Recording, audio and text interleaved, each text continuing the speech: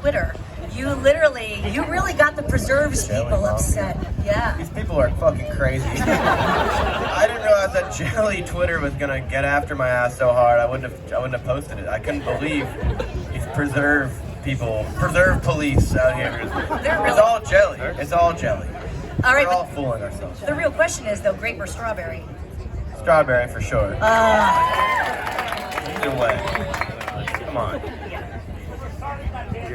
I got jammed up. Oh man! In a real jam. I was gonna get canceled. No, how dare you? That was terrible. We have a couple of questions that everybody turned in. I think one of the biggest ones is everybody wants to know: did you come to Quick Trip this time or no? Well, we didn't get a chance to go to the Quick Trip this time. I absolutely loved being there the last time. It's easily the #1 gas station in the country, I think. And I am contractually obliged to tell you that. But they're paying me a lot, don't worry. It's an amazing spot. The people there are cool, and it represents all that I love about the Midwest. Cool people, good food, and yeah, good times. And nugget ice, which is very important. You gotta have that nugget ice. Ooh, what's that? That sounds really Instead good. of like the little squares, they're like little tiny pellets. Those are, it's always so fun. Yeah, it's always really fun. So you have 18 songs in the #1 rock chart in the country right now. 18 songs from the deluxe album, which puts you in the company of people like David Bowie. When can we expect your Ziggy Stardust era? I feel like what David Bowie's music needs is a very average Jew from Vermont to come join him with very minimal personality. It's an honor, I can't believe it. It's hard to process those kind of things. You know, there are letters on Twitter and you're like, oh my fucking God, but when you still wake up and you're the same guy, so I try to stay humble and not think about it too much, but at the same time I'm very grateful and honored. It's all people that bring those songs to life, so grateful for the fans and grateful for everybody here. Thank you guys. You did this incredible job of taking something very specific, a love letter to New England, as it were, and you made it relevant to people like us in Wisconsin who know what it's like to live in the dark and the cold for half the year. You made it relatable to anybody who has difficulty and kind of struggles with their hometown and the people. When you were writing this stuff, were you thinking like, okay, how do I make this make sense for non-New Englanders? Or were you like, nah, this is an album for New England, by New England, and then it just kind of happened because there's so many great themes about home that people kind of latched onto it? I think I was just writing anything that made me happy at the time, and I was feeling really isolated in my life and alone in my life, and I lived in New York City and I felt more isolated than I ever did in Vermont. I think that can follow you anywhere, no matter how far away you are from a place. Being alone and feeling disconnected is a universal feeling, and I was certainly feeling it at the time, and so I wrote these songs about Vermont to kind of help me feel connected to something, and to have people connect with those themes that are specific to me is what's so great about music, is finding relatability in the diversity of someone's experience. And I really made this record so I could feel happy about making music again, and to see it connect with so many people was the privilege of a lifetime, and reinforces my strength that I can make music that I connect to, that can also connect to a lot of people worldwide. A lot of your wordplay and your lyrics, the way you play with diction and sound and turns of phrase. You say things that are simple, but you kind of scoot the words around a little bit, like I'm trying to think, it only falls into place when you fall to pieces, or might not have, but I did not lose.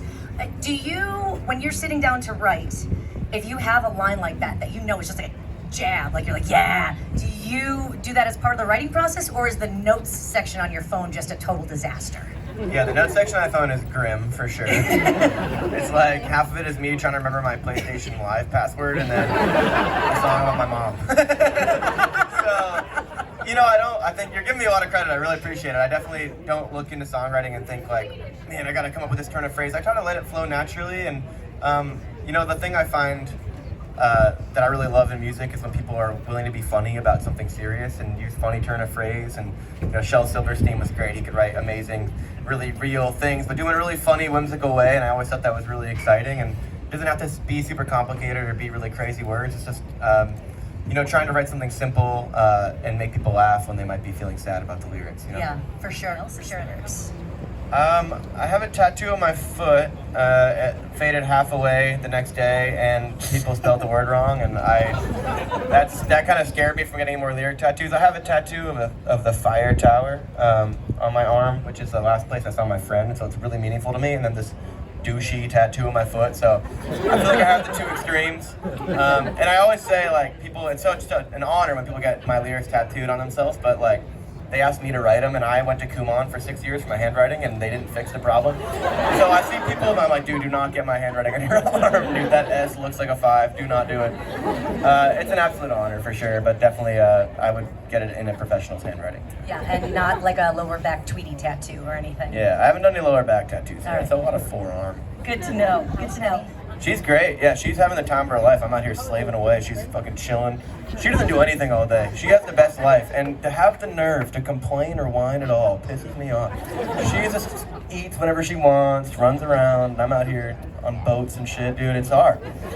She's wonderful. I love her, and having her on the road makes me feel like I'm at home still, so it's great. That's awesome. We have a really great local dog treat company. We have some treats for Penny. Oh, thank you very much. I have jack shit for you, but I got Yeah, no, that's what I said. I just want to throw that out there. I was like, I gotta remember treats for Penny. Penny gets everything. Yeah. So with all that ado, again, thank you guys so much for being here. Please enjoy this performance from Noah Kahan. Thank you so much for the question. Next song is Stick Season, and it's about a time of year back in Vermont where the leaves are off the trees and it's super depressing, and if it's depressing, I promise to write a song about it. Huge thanks to the station for being the first to play this song. It went a long way. A little second credit, so thank you very much. To all the stations that didn't play it, fuck you. All those ULR stations, you know. I'm grateful and I'm honored to be here, so thank you. I can't believe there's this many people here to watch the cruise season, so thank you guys. All right.